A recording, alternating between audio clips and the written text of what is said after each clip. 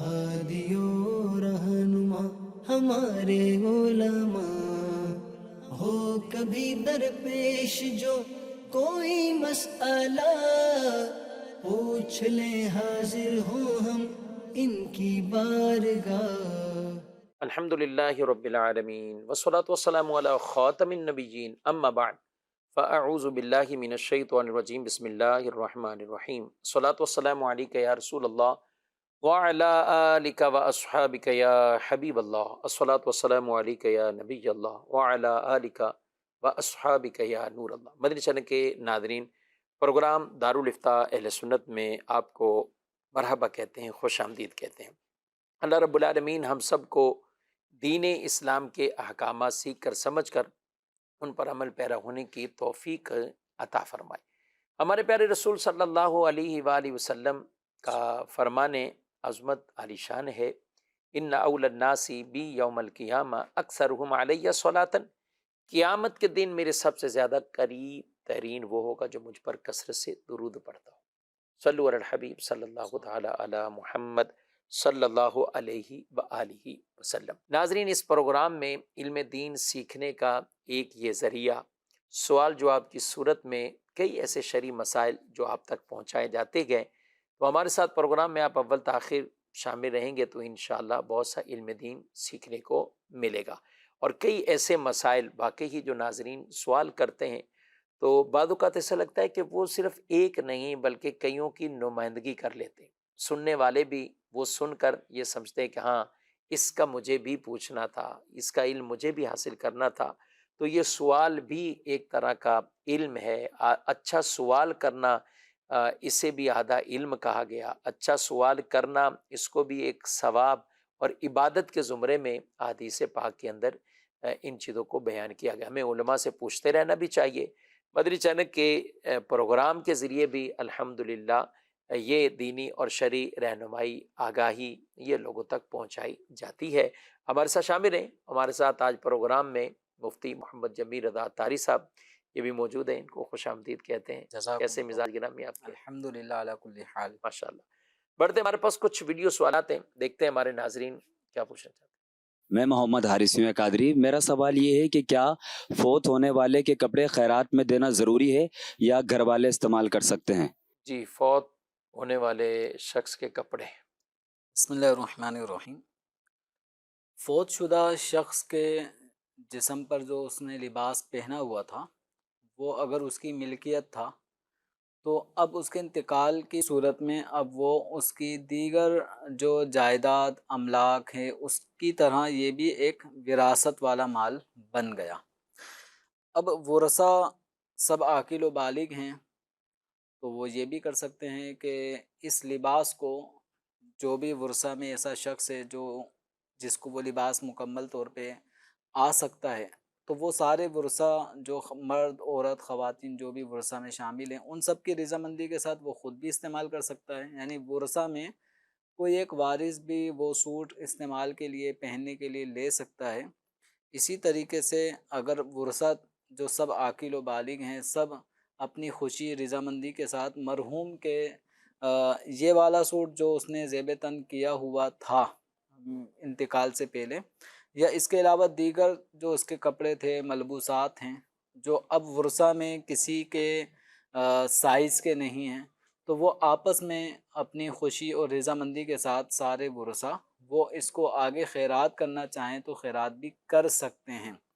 ऐसा नहीं है कि मैयत के जो कपड़े हैं अब उनका सदका करना लाजिम और ज़रूरी है, ऐसा नहीं है। अच्छा, इसी तरह जो मैयत है उसके इंतकाल के वक्त जो सूट उसने बिलखुसूस पहना हुआ था तो अगर बाआसानी वो सूट उतारा जा सकता है तो उसको बाज़ जो गस्साल होते हैं वो आते ही सबसे पहले कैंची से आस्तीनें काट के तो ये कमीज़ काट के उसको बिल्कुल फाड़ देते हैं, ज़ाया कर देते हैं। तो इसकी इजाज़त नहीं है। अगर बाआसानी उसके जिस्म से उसकी कमीज़ उतारी जा सकती है तो उसको बाकायदा कटिंग करके उसको ज़ाया नहीं करना चाहिए, फिर ये इसराफ़ में जाएगा। तो वो सही सलामत कपड़ा उसके जिस्म से जुदा हो सकता है तो उसको तरीके से उसके जिस्म से उतार लिया जाए और फिर اس کو یہ ورثہ کی ملک ہو گیا. اب ورثہ چاہیں تو جو استعمال میں لانا چاہتا ہے وہ سب کی رضامندی کے ساتھ اپنا لے، پہن لے، یا آگے اگر سارے ورثہ چاہتے ہیں کہ اس کو ہم صدقہ خیرات کر دیں تو کسی بھی غریب مسلمان کو یہ صدقہ و خیرات کے طور پہ دے سکتے ہیں.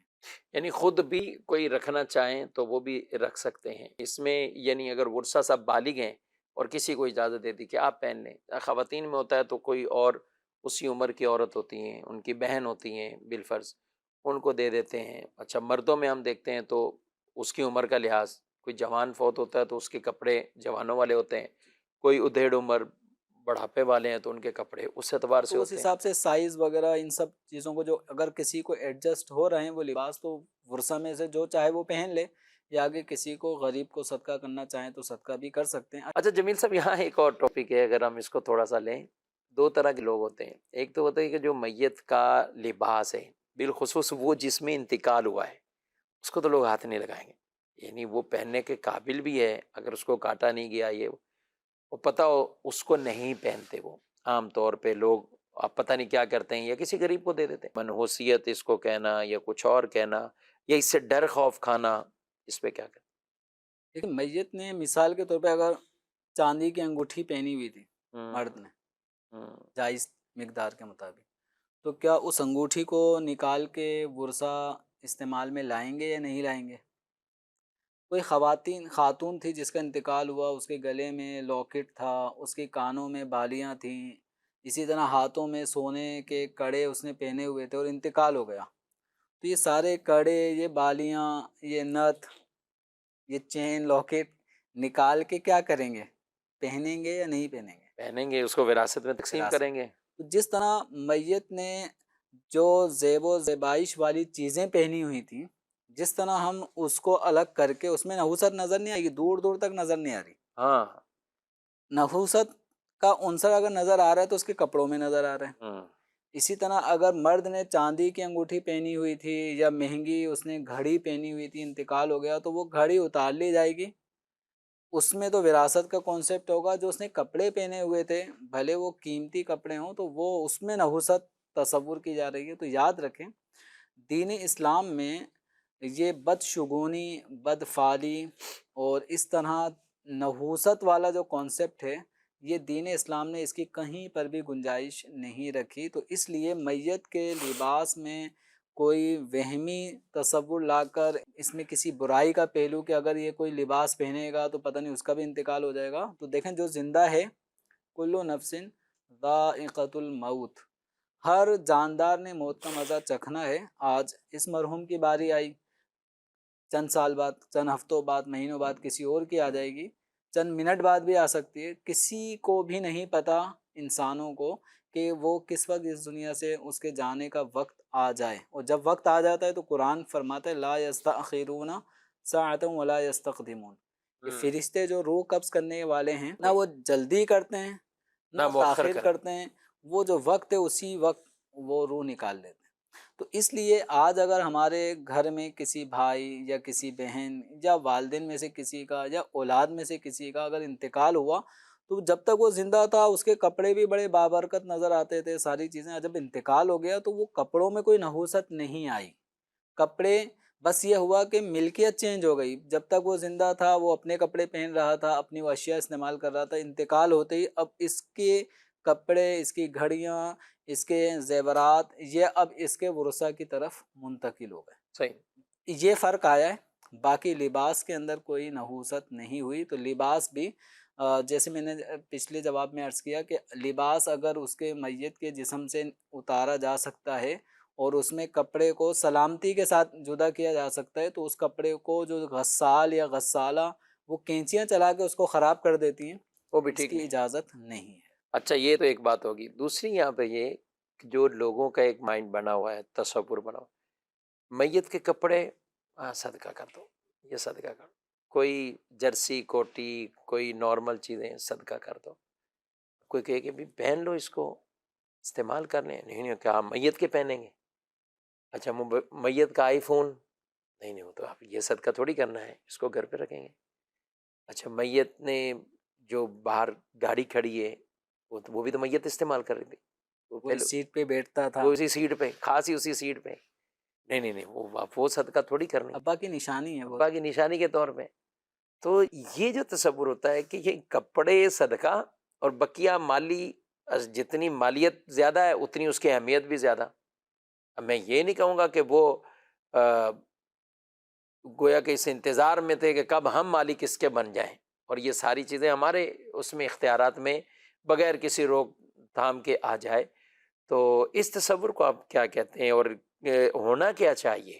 یعنی ہم وہ جو تصور ہے کپڑوں کے اعتبار سے لوگ گاڑیاں استعمال کریں، بینک اکاؤنٹ استعمال کریں، اے ٹی ایم استعمال کریں، اور موبائل استعمال کریں، لیپ ٹاپ استعمال کریں، دیگر اور کئی چیزیں ایسی، جوتے بعد بڑے اچھے اچھے ہوں گے، اس کا کوئی نہیں پوچھے گا. اچھا وہ سفری بیگ بھی بعد بالکل زبردست قسم کے، جن کا جتنا ایک رہن سہن کا طریقہ ہے. آپ کوئی بیرون ملک جا رہے ہیں، کوئی آ رہے ہیں تو انہوں نے بیگ بھی اسی طرح کے لیے ہوئے، دیگر اور چیزیں بھی اسی طرح لیے.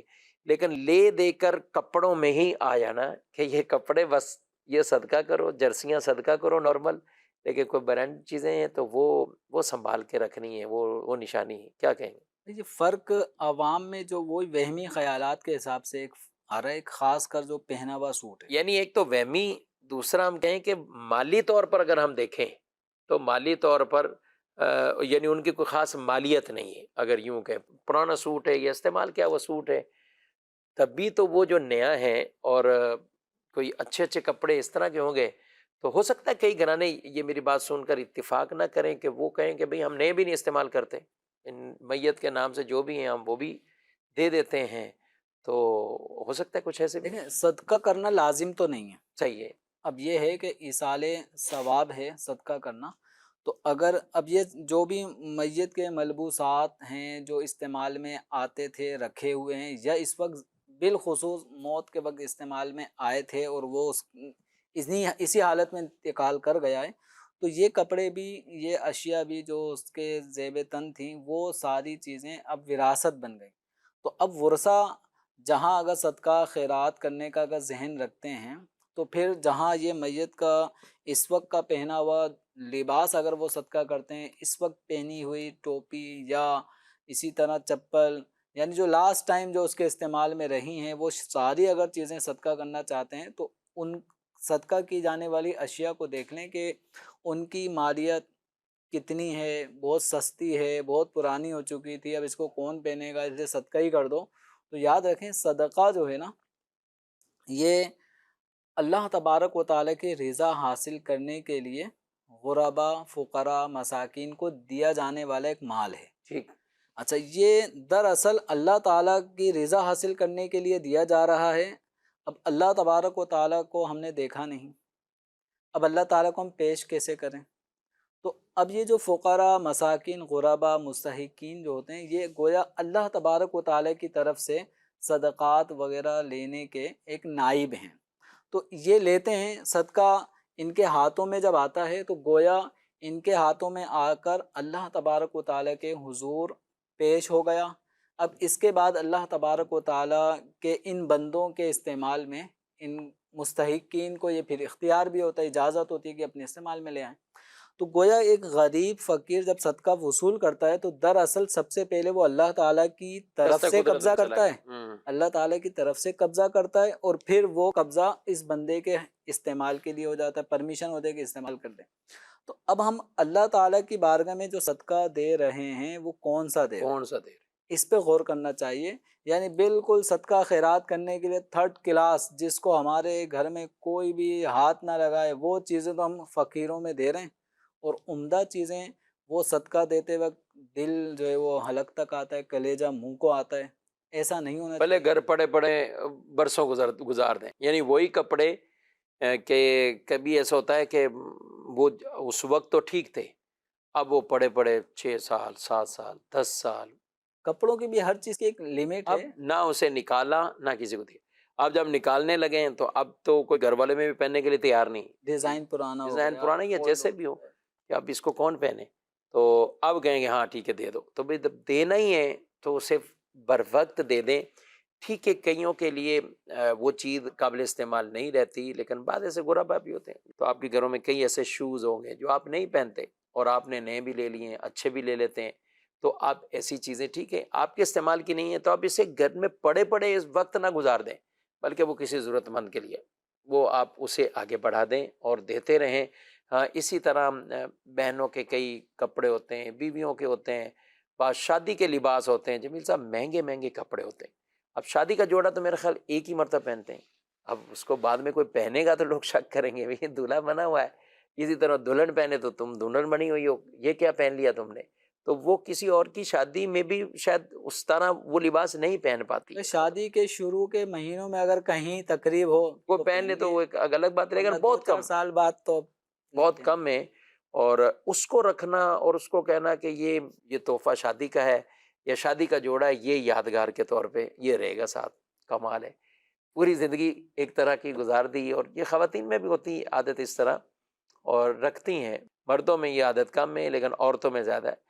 تو ہم یہ کہیں گے کہ آپ کسی ضرورت مند کو دے دیں، رکھنا جائز ہے، ہم کوئی کلام شرعی نہیں کر رہے اس کے اوپر کہ آپ کے لیے وہ ناجائز ہو گئے، رکھنا وہ جائز ہے، لیکن یہی سوٹ آپ کسی ضرورت مند کو، کسی خاتون کو، کسی کی بچی کو جن کی شادی ہے تو آپ آگے دے دیں۔ اب آپ کا استعمال نہیں ہے، اس کو 20-30 سال آپ نے سنبھال کے رکھنا ہے، پھر بھی آپ نے دینا ہے، کل کو آپ نے دینا ہی ہے، کیونکہ اب تو وہ تو اور ڈیزائن چینج ہو گئے نا، اس کا تو کام رہنا ہی نہیں، وہ ڈیزائن چینج ہو جائیں گے، تو اسے آپ بر وقت ہی دے دیں۔ ٹھیک ہے چلیں آپ فوراً نہیں دیتے تو 6 مہینے سال شوق رکھ لیں پورا کرنے کا، آگے دے دیں، تو یہ بھی ایک نیکی والے کام ہے۔ اچھا دولہے والا جوڑا عام طور پہ مہنگا ہوتا ہے، تو کئی غربا ایسے بھی ہوتے ہیں لوگ، اگر انہیں آپ دیں گے تو اس سے ان کا بھی ایک اچھا خاصا مدد ہو جائے گی، تو یہ کرنی چاہیے، اس طور پر کوشش کریں اور اس نیکی کو اپنائیں تو انشاءاللہ ثواب اجر ملے گا۔ بڑھتے مزید آپ کے سوالات کی طرف۔ جی میری رہنمائی فرمائیں۔ میرے والد کی عمر 70 سال ہے اور وہ بہت زیادہ ایموشنل ہو جاتے ہیں، بلڈ پریشر کے پیشنٹ بھی ہے۔ اپنے بھائیوں کے ساتھ یا کسی کے ساتھ بھی ان کا جو رویہ ہے نا بہت تیز ہے، بہت جو ہے نا وہ انسلٹنگ ہے۔ اگلے بندے سے ہر معاملے میں وہ بہت زیادہ غصہ کرتے ہیں، غصے میں بات کرتے ہیں، اگلے بندے کی بہت انسلٹ کرتے ہیں۔ ابھی میرے انکل نے بھی ان کو کوئی رپلائی دے دیا غصے میں آ کر، اب ابو نے ہمیں منع کر دیا ہے کہ آپ کو اپنے چاچا سے کوئی تعلق نہیں رکھنا ہے، تو برائے مہربانی ہماری رہنمائی فرمائیں۔ اللہ تبارک و تعالیٰ ان کے والد کو اللہ تعالیٰ شفائے کاملہ عطا فرمائے اور ان کی جو بھی تکالیف ہیں وہ دور فرمائے۔ اب دیکھیں والدین کی جو اطاعت ہے، ان کی فرما برداری ہے، وہ جائز امور میں ان کی فرما برداری اولاد پر لازم ہے۔ اب مثال کے طور پہ چچا نے کوئی بات کہی اور والد صاحب کا مزاج گرم ہے، وہ کسی کی بھی بات کو فوراً مائنڈ کر جاتے ہیں، اور چچا کی بات کو بھی والد صاحب مائنڈ کر گئے اور اس پر اپنی اولاد کو انہوں نے فرمان جاری کر دیا کہ اب چچا سے کوئی بات نہیں کرے گا، کوئی تعلق نہیں رکھے گا۔ تو اب والد صاحب کا یہ فیصلہ عمومی احوال کو اگر ہم سامنے رکھیں شفیق صاحب، تو بعض اوقات یہی جو ایموشنل جذباتی ہوتے ہیں اور بس اپنی بات اپنی انا کی خاطر وہ اپنی اولاد کو بھی بہت سارے آرڈر ایسے کر جاتے ہیں جو خلاف شرع ہوتے ہیں۔ تو اگر والد صاحب کا یہ آرڈر ایسا ہے کہ بلا وجہ شرعی اعتبار سے چچا کا کوئی ایسا قصور نہیں تھا کہ جس میں چچا سے اس طرح کی ناراضگی اختیار والد کی صاحب اختیار کر رہے ہیں، اور چچا نے کوئی ایسی غیر شرعی بات نہیں کی تھی کہ جس کی وجہ سے شرعاً اجازت ہو کہ بھئی چچا سے کچھ عرصے کے لیے آپ تھوڑا سا بات چیت نہ کریں، کوئی ایسا چچا کی طرف سے کوئی بات نہیں تھی، بس والد صاحب کے مزاج کے خلاف ہوئی اور انہوں نے اگر آرڈر جاری کر دیا کہ چچا سے کوئی بات نہیں کرے گا، تو اولاد کو چاہیے کہ اپنے چچا سے جو رشتہ ہے، صلہ رحمی ہے، ان سے جو گفتگو ہے، بات چیت ہے، اس کو ختم نہیں کریں گے۔ اب یہ الگ بات ہے کہ والد صاحب کے سامنے اگر کریں گے چچا سے بات چیت تو مزید والد صاحب کا طیش بڑھے گا اور اشتعال پیدا ہوگا اور معاملہ سختی کی طرف جائیں گے۔ تو حکمت عملی کا تقاضا یہ ہے کہ والد صاحب کے سامنے آپ چچا سے بات نہ کریں۔ ویسے اب موبائل ہے، موبائل کے ذریعے تو آپ گھر سے باہر بھی جا کر اپنے چچا سے رابطہ کر سکتے ہیں، چچا سے ملاقات مسجد میں بھی ہو سکتی ہے، کسی اور ایونٹ پہ بھی ہو سکتی ہے، ان کے گھر جا کر کسی بھی نوعیت سے آپ اپنے چچا سے رابطہ بات چیت کا سلسلہ برقرار رکھیں۔ بس آپ کو پتہ ہے کہ والد صاحب کے علم میں آئے گا تو معاملہ یوں ہوگا، تو بہت ساری چیزیں ایسی مخفی رکھ لیں، اس کو آپ مخفی رکھیں بس۔ اب مخفی رکھ لیں، اور جو انہوں نے کہا کہ کوشش کریں اپنے چچا کو ہی چلیں آپ کچھ ایسا سمجھا دیں یا کوئی بات چیت کر لیں یا ایسی کوشش کریں کہ ان کے آپس میں صلح ہو جائے، کیونکہ جب ناراضگی بڑھتی رہے گی، طول پکڑے گی، تو پھر اور بھی کچھ ایسے ہوتے ہیں کہ جو مزید آگ بھڑکانے والے ہوتے ہیں. تو اچھا خاصا جو مل بھی سکتا ہے، صلح بھی ہو سکتی ہے، تو وہ ایک دوسرے کو ایسی ایسی باتیں پہنچا کر ان کے دلوں میں نفرت گویا کہ پختہ کر دیتے ہیں. تو یہ نہیں ہونا چاہیے. اس میں کردار ادا کریں. چچا کی طرف سے بھی آپ چچا کو کہہ دیں کہ میرے والد صاحب تھوڑے جذبات میں یا جیسے، تو ان کی طرف سے کچھ نرمی ہو جائے. اسی طرح آپ والد صاحب سے بھی کہہ سکتے ہیں، صلح کروائیں گے انشاءاللہ اس کی برکت ہے، ثواب بھی ملے گا. قطع ورنہ قطع تعلقی میں آپ تو چلیں ٹھیک ہے، آپ نے قطع تعلقی کے حوالے سے مسئلہ پوچھ لیا تو یہ تو عمل کر لیں گے، ٹھیک ہے، میرا قطع تعلق نہیں ہے، میں بات چیت کر لیتا ہوں. والد صاحب کی فکر کرنی چاہیے، بالخصوص اس عمر میں اور یہ سب چیزیں، تو وہ بھی قطع تعلقی کے اس گناہ میں نہ پڑیں. تو ہونا یہی چاہیے. امیر اہل سنت دامت برکاتہم العالیہ کا یہ خوبصورت جو رسالہ ہے پھپھی سے صلح سے متعلق، اس میں بہت اچھی حکایات ہیں، روایات ہیں، ایسے واقعات ہیں. تو جس کو آپ یہ اسکرین پر آپ یہ ٹائٹل دیکھ رہے ہیں اس رسالے کا، تو اس کو آپ لیجئے اور یہ اپنے اگر وہاں پہ والد صاحب کو پڑھ کر سنا دیں، پڑھنے کے لیے دے دیں، یا اگر یہ رسالہ ریکارڈنگ میں آپ کو مل جاتا ہے جسے بولتا رسالہ کہتے ہیں، تو یوں بھی آپ سنا دیں تو انشاءاللہ امید ہے کہ فائدہ ہوگا. کچھ ایس ایم ایس بھی ہیں، ان کو بھی شامل کرتے ہیں. ایک سوال ہے، تہجد اور فجر کی نماز کے لیے وضو کروں تو نزلہ زکام والی کنڈیشن لگتی ہے، دوپٹے سے ناک کو ڈھانپ کر یا ماسک پہن کر نماز ہو جائے گی، کیا کہتے ہیں؟ اب جیسے کہ سردی کا موسم، اور اگر کسی کو اس طرح کا پرابلم ہے کہ ٹھنڈے موسم میں اگر اسے مثال کے طور پہ گھر کا جو نارمل ٹھنڈا پانی ہے اس سے اگر وضو کرنے میں یہ پرابلم آ رہا ہے، تو گھر میں اگر گرم پانی کی سہولت موجود ہو تو گرم پانی کے ذریعے سے وضو کریں، تاکہ یہ جو نزلے زکام والی کیفیت کی طرف بندہ جا رہا ہے تو اس کیفیت سے دو چار نہ ہو. یوں ہی اگر وضو کر لیا ہے تو پھر آپ کے گھر میں تولیہ بھی ہے، چادر ہے، تو اس کے ذریعے سے اعضائے وضو کو اچھی طرح سے خشک کر لیں تاکہ وہ جو ٹھنڈک کا احساس ہے وہ ختم ہو جائے.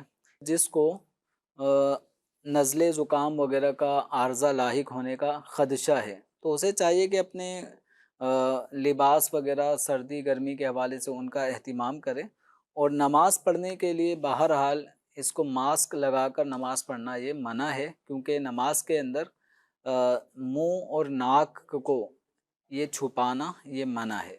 تو اب جو سردی کا عارضہ لاحق ہونے کا خدشہ ہے تو ان چیزوں کے لیے دیگر چیزوں جو نماز سے پہلے کے کچھ اسباب ہیں ان کو اختیار کریں تاکہ نزلے زکام کی طرف معاملہ نہ جائے.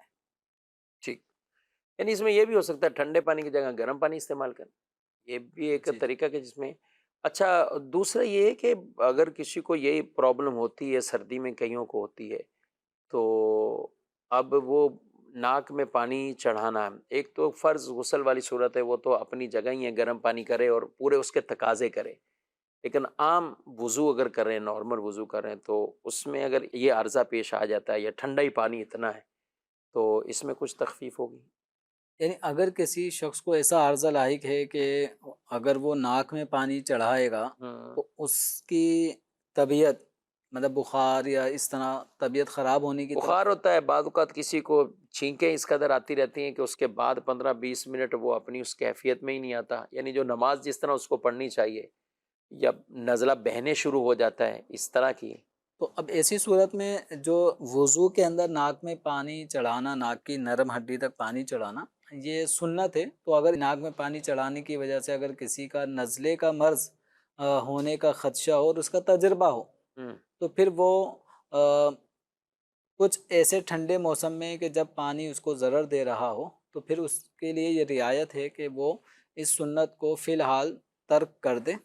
لیکن جب حالات اچھے ہو جائیں اور موسم اس طرح کا ہو گیا کہ اب ناک میں پانی چڑھانے سے کچھ بھی عارضہ لاحق نہیں ہوگا، نزلے کا کوئی پرابلم نہیں ہوگا، تو اب سنت جو ناک میں پانی چڑھانے والی اس کو ترک نہ کرے.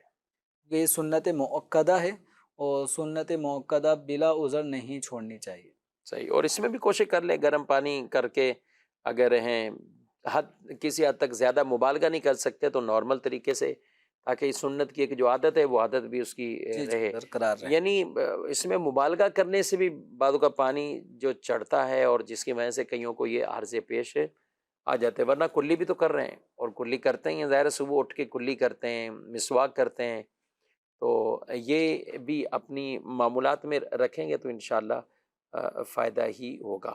جی مزید سوال. مفتی صاحب میرا سوال یہ ہے کہ نکاح کے مہر کی رقم زیادہ ہونا بہتر ہے یا کم ہونا بہتر ہے؟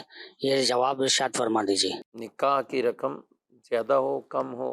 نکاح میں مہر کی مقدار اتنی ہونا چاہیے کہ جو بآسانی شوہر ادا کر سکے، تو اتنی مقدار طے ہو. اور اس کے اندر بھی لڑکی والوں کو یہ دیکھنا ہے کہ ان کے ہاں دلہن ہے، لڑکی ہے، اس کے ددیالی رشتوں میں، یعنی اس کے چچا، تایا، اس کی پھوپھی، جو انہی دنوں میں، انہی سالوں میں جن کا نکاح ہوا ہے، ان کے ہاں مہر کتنا رکھا گیا. تو جو اس کے ددیالی رشتے کی جو کزنز ہیں یا اسی طرح پھوپھیاں ہیں، تو ان کا جو مہر ہے وہ مہر مثل ہوتا ہے، یعنی وہ ایک مہر ایک معیاری مقدار بن گیا، تو اس سے کم مہر نہیں ہونا چاہیے. اب اگر مثال کے طور پہ اگر 50,000 روپے ان کے کزن کی شادی ہوئی تو اس بہن کا بھی 50,000 مہر تھا، ادھر کسی اور کی ہوئی تو اس کا بھی 50,000 تھا. تو اب کم از کم یہ جو والد ہے اپنی بیٹی کا جب یہ نکاح کرنا چاہے تو انہیں چاہیے کہ مہر مثل سے کم مہر مقرر نہ کرے. یعنی 50,000 روپے مہر مثل ہے تو اتنا مہر مقرر کیا جائے. اور یہ 50,000 روپے مہر میں سمجھتا ہوں کہ بہت بڑی رقم نہیں ہے، اور یہ رقم بآسانی اگر شوہر دینے کی نیت رکھتا ہو تو یہ اس کے لیے چند مہینوں کی بات ہے کہ یہ چند مہینوں میں بھی عورت کو مہر ادا کر سکتا ہے. یعنی یہ تو آپ اس کی بات کر رہے ہیں نا کہ جو ایک سیلری لے رہے ہیں، کہیں ان کی آمدنی کے ذرائع وہی ہیں کہ چند مہینے تک یہ قسط باندھ کر کریں. لاکھوں لاکھ خرچ ویسے بھی ہیں، آمدنی بھی ہے، سب کچھ ہے. اور شادی میں بھی اگر بات کریں تو ایک ایک جوڑا بھی، اگر کوئی دلہن کا جوڑا کہیں یا دولہے کا جوڑا، تو غالباً اب تو ریٹ مجھے اندازہ نہیں ہے لیکن اچھے خاصے ہی ہوں گے. اس طور پر 30-40 ہزار تو نارمل اب یہ اس طرح کے پورے ایک سیٹ کے بن جاتے ہوں گے، یا شاید اس سے بھی زیادہ ہو سکتا ہے. زیادہ ہوں گے. تو یعنی ایک جوڑے کی قیمت ایک طرح کی کہہ لیں کہ قیمتی جوڑے کی قیمت ہے.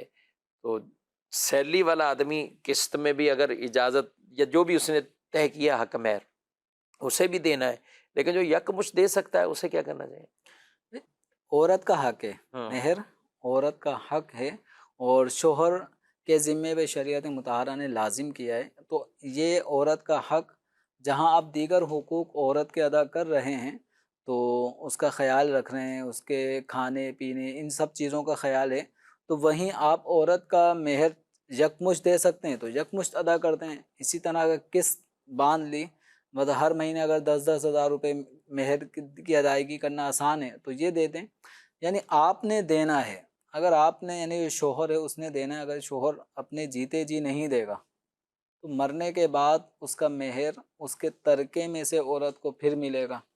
اب وہ حق تو بنے گا، لیکن اب آپ یہ سمجھ لیں کہ جو چیز وقت پر عورت کو ملنی چاہیے، شوہر کی خوشی خوشی شوہر اپنی بیوی کو مہر ادا کر رہا ہو، تو ان چیزوں میں رشتہ خوشگوار ہوتا ہے، ایک ماحول اچھا ہوتا ہے. بیوی کو یہ نہیں ہوتا کہ مہر ادا نہیں کرے گا، یہ ٹینشن بیوی کو نہیں ہوتی. وہ سب کچھ اپنے والدین کو چھوڑ کر آپ کے گھر آ چکی ہے. تو عورت کی یہ قربانی اگر دیکھیں تو بہت بڑی ایک قربانی ہوتی ہے. یعنی ہر گھر کے اندر ان کی کوئی نہ کوئی بہن کی شادی ہوئی ہوتی ہے، بیٹی کی شادی ہوئی ہوتی ہے، بھتیجیوں کی شادی ہوتی ہے. تو یہ زندگی کا ایک بڑا حصہ، یعنی زندگی کے ابتدائی جو سال ہیں یہ اپنے میکے میں گزارنے کے بعد اب شوہر کے گھر آ گئیں، تو شوہر کو بھی چاہیے کہ عورت کا جو حق، جہاں نان نفقے میں آپ بالکل کسر نہیں کر رہے، کوئی کوتاہی نہیں کر رہے، لیکن ساتھ میں جو عورت کا حق، حق کے مہر ہے، اس کی ادائیگی بھی خوش دلی سے کریں کہ یہ عورت کا حق ہے.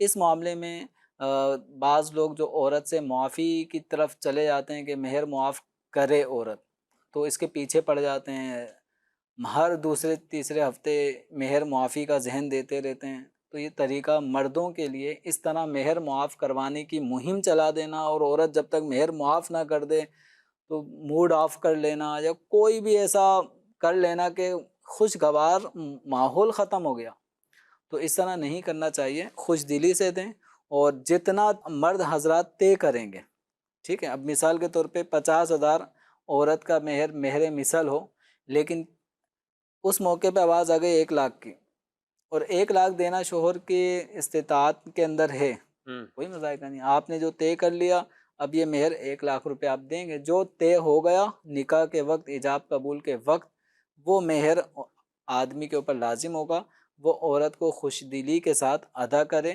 یہ عورت کوئی بھیک نہیں مانگ رہی، صحیح، یہ اس کا حق ہے، اور اس سے کئی گنا تو وہ مال گویا کہ اپنے والدین سے لے کر آ گئی. بالکل، یعنی اگر اس زاویے سے اگر دیکھیں، بعض اوقات لڑکے والے کہتے ہیں ہم نے بھی تو اتنا ولیمے میں خرچ کر دیا، یہ کر دیا، یہ دیگر برات میں کہتا ہوں وہ خرچہ ہوا اور وہ گیا. ختم ہو گیا، صحیح، آپ نے جو خرچ کیا تو برات میں لڑکی والوں نے کر دیا، ولیمے میں آپ نے کر دیا، آپ نے اپنی طاقت اور اپنے سٹیٹس کے مطابق لوگوں کو بلایا، کھانے کھلائے اور اعلیٰ اعلیٰ کھلا دیے، چلا گیا، وہ ختم ہو گیا. لیکن بیوی جو کچھ لاتی ہے وہ لاکھوں کا ساز و سامان گھر میں باقاعدہ لے کر آئی، شوہر جس کو کے فزیکل شوہر کی بعض کا فیملی یا شوہر کے آگے بچے اسے استعمال کرتے ہیں، یعنی شوہر کے اوپر اصولی طور پہ وہ چیزیں لازم ہوتی ہیں. لازم ہوتی ہیں، لیکن اب معاشرے نے یہ چیزیں ادھر وہ کی ہوئی ہیں. اب یعنی آدمی اس طرف بھی تھوڑا غور کرے کہ عورت کے لیے ضرورت کے برتن، اگر ہم شرعی احکام دیکھیں تو ضروری برتن جو کھانے پینے ان اشیاء کے لیے وہ شوہر کو پرووائڈ کرنا ضروری ہے. اسی طرح عورت کو جو بھی بیڈ ہے یا بستر ہے یہ شوہر کی ذمہ داری ہے. خیر خواتین لے کر آتی ہیں، شفیق صاحب جیسے فرما رہے ہیں کہ لاکھوں کی مالیت کا سامان ایک عورت اپنے ساتھ جہیز میں لے کر آ رہی ہے، بالکل شوہر کے گھر والے اس کو استعمال کر رہے ہیں. اب شوہر کا ایک بہت بڑا خرچہ، یوں سمجھ لیں کہ عورت جو لاکھوں روپے کا جہیز لے کر شوہر کے گھر میں آئی ہے تو شوہر کے لاکھوں روپے کے اخراجات گویا بچ گئے، ورنہ یہ شوہر کی ذمہ داری ہوتی ہے. تو اب ایک اچھا فرنیچر، ایک اچھا بیڈ اور ایک اس خوشگوار ایک ماحول، کمرے میں نئی اشیاء اس کمرے میں سجاوٹ کی موجود ہیں جو جہیز کے سامان میں آئی ہیں، تو جس طرح یہ استعمال عورت کا یہ جہیز کا سامان شوہر استعمال کر رہا ہے، تو اسی طرح آدمی بھی عورت کے جو حقوق ہیں جو شریعت نے لازم کیے ہیں، مرد پہ لازم کیے ہیں، وہ بھی خوش دلی کے ساتھ ادا کرتا رہے. تو اس میں مہر کے حوالے سے میں پھر عرض کروں گا کہ مہر کی ادائیگی کریں، ورنہ دارالفتہ میں شفیق صاحب ایک بڑے صاحب تشریف لائے، سفید ریش بزرگ ہو گئے، بزرگ تھے. اب ان کے نکاح کو میرے خیال میں کوئی 40-45 سال نکاح کو ہو چکے ہوں گے. اب وہ کہنے لگے کہ میں اپنی بیوی کو مہر دینا چاہتا ہوں. اب میں نے ان سے پوچھا آپ نے مہر کتنا طے کیا تھا؟ تو وہ کوئی بمشکل کوئی 50-60 روپے یا کچھ اس طرح کی کوئی اماؤنٹ بتا رہے تھے کہ وہ کچھ تھی. اب میں کتنا دوں؟ تو اصولی طور پہ تو یہ ہے کہ جتنا مہر طے ہوا تھا، اور وہ مہر شرعی مہر جو کم از کم شریعت نے مہر مقرر کیا ہے وہ تقریباً 31 گرام چاندی، نکاح کے وقت 31 گرام چاندی کی جتنی قیمت ہے اتنی قیمت سے کم نہیں ہونا چاہیے. اب ان کا نکاح جس وقت ہوا ہوگا جو سائل محترم آئے تھے، اگر وہ 50-100 روپے جو بھی مہر تھا اور وہ 31 گرام چاندی اس میں آ جاتی تھی تو اتنی مقدار تو مہر کے حوالے سے کافی ہے. اب یہ روپے کی ویلیو گر جانے کی صورت میں اب 100 روپے اگر مہر مقرر ہوگا آج سے 50 سال تو اس کی کوئی ویلیو، میرے خیال میں بچوں کو آپ 100 روپے دیں وہ 2 پاپڑ لا کے ختم کر دے گا اس کو. اب میں نے عرض کیا کہ اصولی طور پہ تو آپ کے اوپر 100 روپے ہی دینا لازم ہے، اگرچہ اس کی ڈی ویلیو ہو چکی ہے، لیکن جس خاتون کے ذریعے آپ کے گھر میں رونقیں ہیں، آپ ماشاءاللہ دادا بن گئے، آپ نانا بن گئے، اس عورت کے ذریعے سے آپ کا خاندان ماشاءاللہ بڑھ گیا، تو اب آپ یہ مہر 100 روپے کے بجائے بڑھا کر دیں، کیونکہ آپ کے گلشن میں جو پھول کلیاں جو باغ نظر آ رہا ہے، خوشبو، یہ آپ کی اہلیہ کے تعاون سے ہے. اور شوہر کے لیے شرعی اصول ضابطے بھی ہیں کہ شوہر مہر کی مقدار بڑھانا چاہے تو بڑھا کر بھی دے سکتا ہے. صحیح، ٹھیک ہے. اپنے اوپر لازم کر رہا ہے تو اپنے اوپر وہ زیادہ مہر لازم کر رہا ہے تو بھی اجازت ہے. تو آپ اپنی اہلیہ کو اتنی اماؤنٹ دیں جس میں وہ خوش ہو جائیں. اچھا جمیل صاحب، آپ نے بات تو کی، اس میں کیا بتانا بھی ہوگا ان کو کہ یہ آپ کے مہر کی ہے؟ یعنی کئی افراد تو یہ ہوتے ہیں کہ جب اس طرح کی بات چیت ہوتی ہے تو وہ کہتے ہیں ہم اتنا کچھ دے دیا، کبھی 10,000 دے دیے، 15,000 دے دیے. تو اب ان کو بتانا، یا جیسے آپ کہہ رہے 45 سال ہو گئے، تو اب ظاہر ہے ان کے تو بچے ہی شادی شدہ ہوں گے. بالکل. ایک ان کے بچے یہ تو دادے بن گئے، نانے بن گئے ہوں گے، دادا نانا، اور ادھر بھی دادی اور نانی. اب یہ دیں اور سامنے سے بھی کوئی ایسا ریئیکشن آئے کہ ہاں ابھی تمہیں یاد آیا یہ 100 روپے مجھے دینے والا جو اس زمانے میں لیا تھا مجھے، تو یہ کیا خاموشی سے دے دیں اپنی نیت کر کے کہ یہ ان کو میں بالفعل 1,000 دے رہا ہوں، 2,000 دے رہا ہوں، 5,000 دے رہا ہوں، یہ مہر کے طور پر ہے؟ یا پچھلے جو دیے ہوئے ہیں ایسے ہی دیے ہوئے تھے، ان میں مہر کو نہ بولا نہ نیت، تو کیا کوئی ایکول ہونے کی صورت نہیں؟ دیکھیں مہر عورت کا حق ہے، ہوں، تو یہ حق کی ادائیگی جس وقت آپ کر رہے ہوں گے تو عورت کو اس حوالے سے آپ پہلے سے بتائیں گے کہ یہ رقم یا یہ مال یا روپے پیسے اگرچہ مہر میں طے ہوئے تھے، لیکن میں روپے پیسے دینے کے بجائے آپ کو سونے کا زیور بنا کر دے رہا ہوں، وہ میری طرف سے آپ سمجھیں مہر سمجھیں. تو یہ عورت کو بتائیں گے تو عورت اس کو بطور مہر وصول کرے گی، تو یہ مہر کی ادائیگی کہلائے گی. آپ یوں سمجھیں کہ مہر عورت کا مثال کے طور پہ 50,000 روپے طے ہوا، آپ مختلف مواقع پر عورت کو مختلف چیزیں دیتے رہے ہیں، مختلف تحائف دیتے رہے ہیں، لیکن جو بھی تحفہ دیا اس وقت آپ نے مہر کا نام تذکرہ لیے بغیر دیا، اور عورت بھی مہر کو اپنا سیف سمجھ رہی ہے اور وہ ان تحائف کو وہ قبول کر رہی ہے. لیکن عورتیں بھی عام طور پہ سمجھ نہیں رہی ہوتی، مطلب تقاضا بھی نہیں. یہ بھی معاشرے میں آپ نے دیکھا نا، 200 400 500 40 سال پہلے رکھا، اچھا ابھی بھی آ جائیں تو کسی نے 10,000 رکھا، 12,000. ابھی ہم کہیں تو چونکہ چاندی مہنگی ہو رہی ہے، اور اب تو تقریباً 16-18 ہزار روپے، یعنی 2 تولے 7.5 ماشے چاندی کی جو قیمت بنے گی تو اس کو مہر میں رکھا جائے. تو کم از کم ہم کہیں تو 20,000 رکھنا چاہیے، تاکہ اور پھر بھی ریٹ معلوم کریں اگر کم از کم مقدار کی طرف جائے. اب 20,000 رکھا، 30,000 رکھا، 25,000 رکھا، لیکن شوہر نے کئی اور اخراجات کر دیے، وہ عمرہ کروا رہا ہے، وہ ادھر خرچہ کر رہا ہے، وہ یہ کر رہا ہے، تو اس کو بعد اوقات گنتی میں بھی نہیں لایا جاتا کہ یہ بھی رہتا ہے، یہ بھی دینے والا بھی رہتا ہے. تو ہونا کیا چاہیے، بیویوں کو بھی اس حوالے سے اور شوہروں کو دے دینا چاہیے، تاکہ ایک طرف یہ ٹاپک تو کلوز ہو.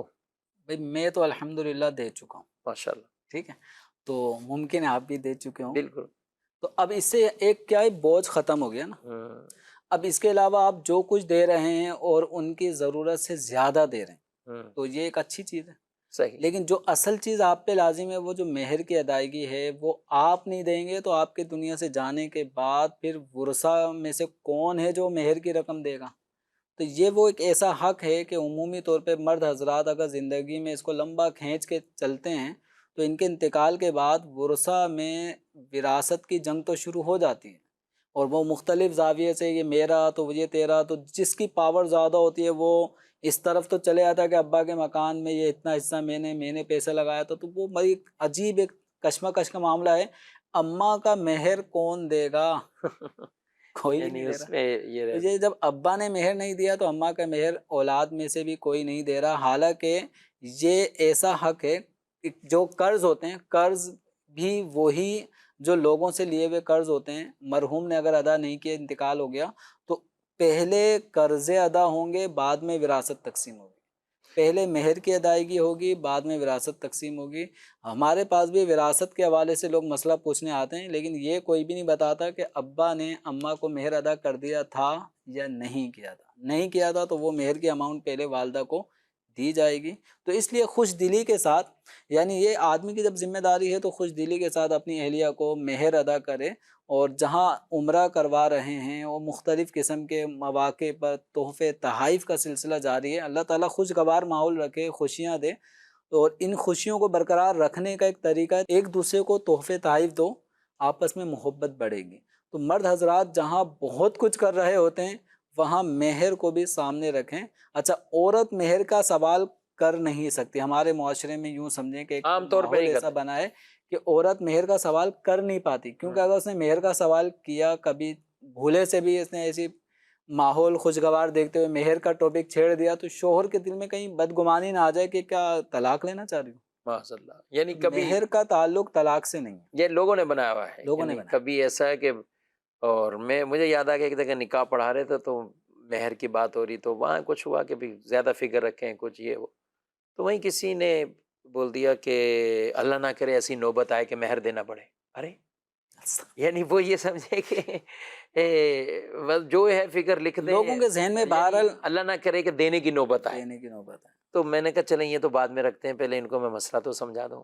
तो मैंने फिर उनको कि ये कोई ऐसी वो चीज़ नहीं है कि जिसके ऊपर आप ऐसा कह रहे हैं कि पता नहीं हम क्या दे रहे हैं।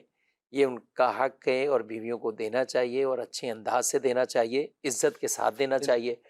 और तो उसमें बहरहाल मैंने दीनी शरई मसला जो था वो मैंने बयान कर दिया। अब उस शादी में ही मुझे याद है कि जब भी बयान हम इस तरह करते हैं, आपने भी बयान किया, और इसको जब भी बयान करें बाद में कोई ना कोई आता है वो यही आगे पूछता है, अब तो मोहतरमा दुनिया में नहीं रही, चली गई हैं, अब ये हम मेहर, अब यानी वो अहलिया ही पहले इंतकाल कर गई, तो फिर उन्हें हमें जो भी हम मसाइल बयान करें फिर उन्हें बताना पड़ता है कि अब वो उनकी जो तरका विरासत था तो ये मेहर की रकम भी उसी विरासत में जाएगी, और उसके जो इंतकाल के वक्त उसके जो वरसा थे तो शोहर भी एक वारिस है उनमें, तो इसको भी कुछ हिस्सा मिलेगा जो भी हस्बे विरासत, तो दीगर बच्चों और बेटों और बेटियों में ये यूँ जाएगा। तो इन चीज़ों का बहरहाल पहले से ही हमें ख्याल रखना चाहिए। जी नाज़रीन इकराम, आपने मेहर से मुतालिक बहुत डिटेल तफसील से आज ये अहकाम शरअ समाअत किए हैं।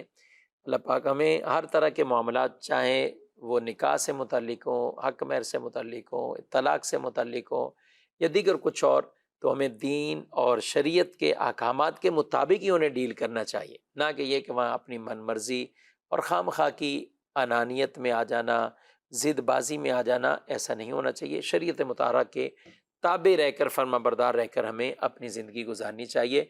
दारुल तहलील सुन्नत का ये नंबर भी अपने पास रखिए, कई ऐसे आपके शरई सवालात शामिल नहीं हो सके तो इस नंबर पर आप रहनुमाई ले सकते हैं। अल्लाह पाक हम सबको इल्म दीन सीख कर उस पर अमल करने की तौफीक दे। आमीन बिजाहिन नबी अमीन सल्लल्लाहु अलैहि वसल्लम। हादियो रहनुमा हमारे उलमा, हो कभी दरपेश जो कोई मसला, पूछ ले हाजिर हो हम इनकी बारगाह।